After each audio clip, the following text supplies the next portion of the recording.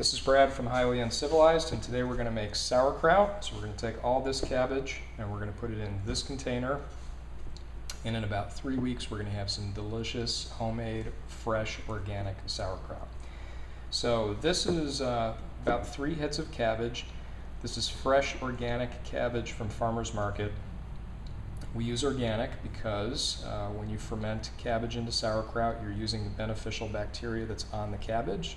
So when you get organic cabbage, you know, the hope is it's going to have more of the beneficial bacteria than cabbage that's not grown organically.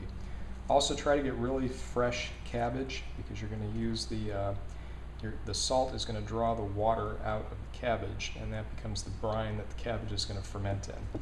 So cabbage that's been at the farmer's market sitting out, you know, in the direct sun all day that kind of feels leathery will not rehydrate. When you start fermenting it, it'll come out fermented but a little rubbery tasting. So this one we're just using regular green cabbage. So this is 3 heads of cabbage that worked out to about 9.5 pounds. So the recipe calls for 3 tablespoons of salt for every 5 pounds. So we're going to use about 6 tablespoons of salt. Here's our salt. And we're just using regular plain old sea salt.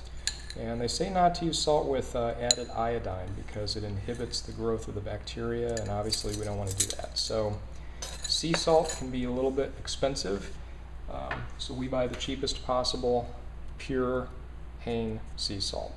Sea salt also has some minerals in it that are great for you, and if you want to get fancy you can get pink sea salt or you can get some Celtic sea salt, but we just go with the cheap sea salt. The other thing we're going to add to this is some shredded carrots, some capers, and I forgot to get fresh dill, so we're going to add dehydrated or dried dill weed. And in this one we're going to add some garlic. We added regular garlic the last time, but I've got elephant garlic because we've been using this for juicing, and I've already cubed some up here. I'm going to add that in. So the next part of what I'm going to do is just take this shredded cabbage, and this took me about 15-20 minutes to shred 3 heads of cabbage, and you can use a shredder or whatever you want to do. We like the more coarse cabbage sauerkraut, so we just cut it by hand. So what I'm going to do is put this in here, salt it as I put it in, and I'm really going to smash it down. And I'm going to smash it down so the salt comes in contact with all the cabbage to draw the liquid out, and also to get it nice and packed down. You don't want big air pockets in there. And I need to get some room, some little headroom in here, because as the salt draws the liquid out, this should actually fill up with water that becomes brine, and it should go to about maybe 1 inch above the top of the cabbage. So I want to get it nice and pressed down and flat. And in this system, I hold the cabbage down with these 2 circular stones. But what I found with this one is that a couple days into it, as soon as it starts to bubble and ferment, the cabbage lifts up and pushes these stones up. They're just not heavy enough. And when the cabbage is sitting out in the open air, it doesn't ferment, it actually goes bad, so we don't want to do that. So I'm going to push this down and put a plate on top of it, and then I use either a jar with a lid full of water for extra weight, or even a plastic Ziploc baggie. The plastic doesn't touch the food, it sits on top of the plate, so I need to get some room in there to do that. So for the next couple of minutes, I'm going to turn off the video, and I'm just going to stick this cabbage in there, salt it, and smash it down, and then we'll come back, turn the video back on. Okay, we're back. So for the last 10 minutes we've been taking cabbage, salting it in layers, and smashing it down, which is a lot of fun, by the way, smashing it down into this container. So let me show you what it looks like in here. So it looks like a bunch of salted cabbage smashed down in a container. So if you can see, it's about that high up.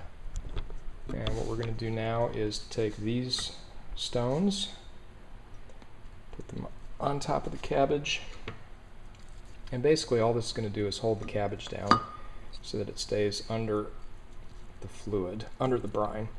And if you look in there right now, you'll notice that you cannot see the brine, but see how the cabbage looks glistening? That's because the salt is drawing the water out of the cabbage. So what we'll do is we'll come back in about 24 hours, and if the brine level is not up above here, we're just going to basically add a couple cups of water with some salt in it to raise the brine level. And we want to do that because we want all the cabbage to be submerged underwater and not exposed to air. So the salt doesn't ferment the cabbage. The salt is to keep the water at a certain pH so that the bad bacteria can't grow, and it gives the beneficial bacteria a chance to grow, create a very large population, and then that's what actually does the fermenting. So we've got the stones in there. I'm going to stick this plate on top of that, and then I use, depending on which of our fermenters we're using, I either use a bag or a jar. This one I'm going to use a bag of water. Just set it on top of there, and that's just going to hold that down. Then on this system, see the channel that goes around here? You put the lid on, and then you're going to pour some water in there all over the floor.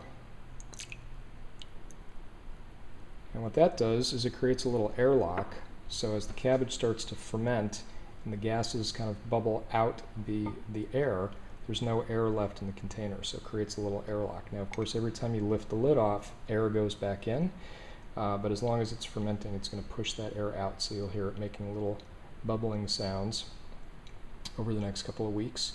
And that's pretty much it. So, I'm going to turn this off, and I'll come back in 3 weeks, or right now.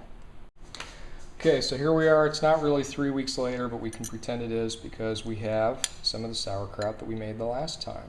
And this is, see how we're not cutting it really fine? This is more kind of coarse cut cabbage. And the color changed. It's not green anymore. It's kind of yellow. And I'll tell you what, man, fresh sauerkraut.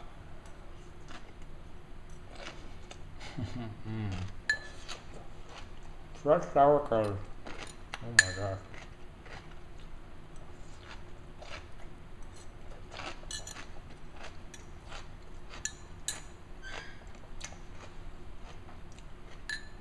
Fresh sauerkraut, really tasty.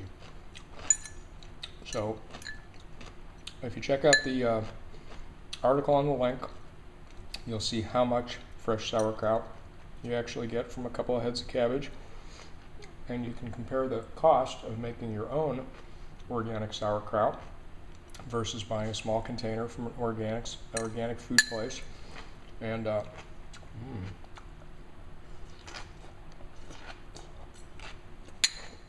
wow, that was really good.